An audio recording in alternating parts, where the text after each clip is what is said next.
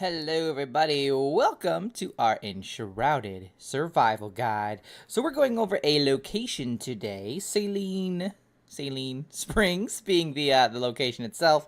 You'll find it if we go to our map here. You will find it right here in the middle of the shroud. Here's kind of like the starting point, and basically you gotta head to right over here, south east of the first kind of elixir well that you fight.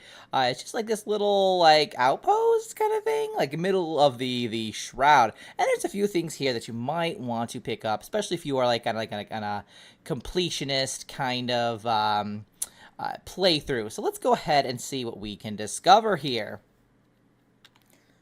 So because this is the Shroud, we are going to have to kind of go a little fast here. We've got less than 7 minutes now.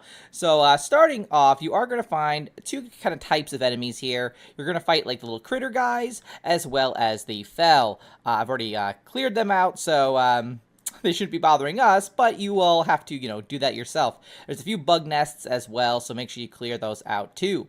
Now, once you guys actually like enter the location, you're going to head to the left over here, or the right route. No, left. I know directions sometimes.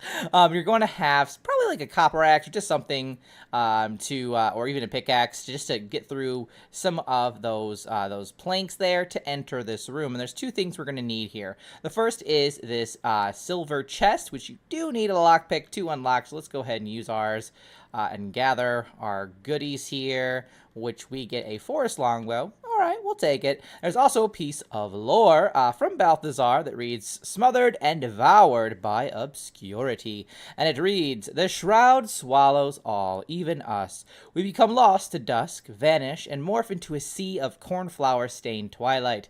Never have I encountered a sickness, a curse of this gravitas. The fog burns eyes and lungs, but doesn't quite kill. It spreads, it manipulates, it eats away at us slowly, leaving only a husk. There is no cure for this. Only the power of the flame can keep the shroud at bay." So, good old Balthazar. We love that. Now, once you exit out of here, there's only really one other kind of main thing for you to get your hands on, and that's a brown chest. There is obviously a little time thing here for the shroud to restore your time in this shroud. Now, I actually found this in two different locations. This is the one that I found here in this save file. On another save file, I actually found it down by the brown chest, which is where we're about to head. So we're going to go ahead basically and make our way down here. Eventually, we're going to turn right till you see this kind of like broken structure. You'll see a set of stairs. Here we are. And we're going to head on down here. Oops, squeeze through. There we go.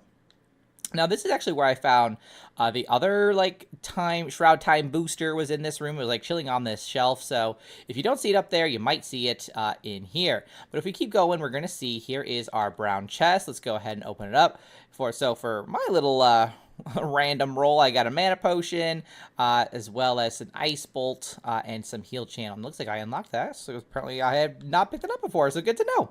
Now, aside from that, there's like a few resources that you can kind of gather here. Obviously, a lot of old books, some cloth, the critter parts that you get from like the enemies and such.